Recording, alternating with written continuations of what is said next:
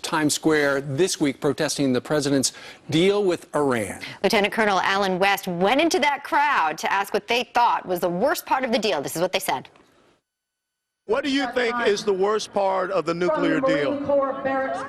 Everything about it, including that Iran is holding 4 of our Americans hostage, and that wasn't even discussed. The fact that we won't have inspections allowed anytime we want them. Not only will they destroy Israel, but eventually they'll have the ability to destroy the United States. If it's approved, if they have the atomic bomb, the whole world is in danger. I think that the Iranian leadership is laughing at us right now. I don't understand what's in the mind of our leaders letting this tyrant get away with it.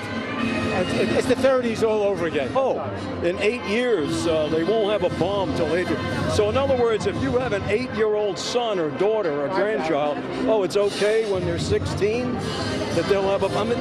This is absurd.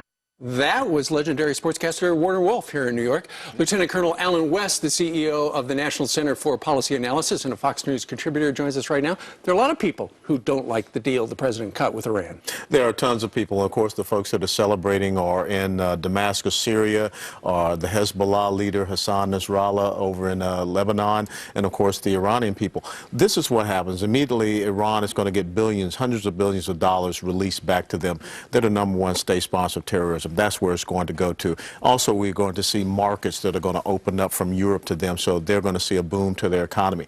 At years 5 to 8, you will see the UN weapons embargo lifted for conventional weapons and then ballistic missiles. Great. And then year 10, they can start back spinning centrifuges. Year 15, they can go back to building new nuclear reactors. Can we trust them? Of course you cannot trust them. They have never given you a reason to trust them. And just this past weekend, they were talking about how they still will seek to trample the United States of America, and there's no change in their belligerence or their policy toward America.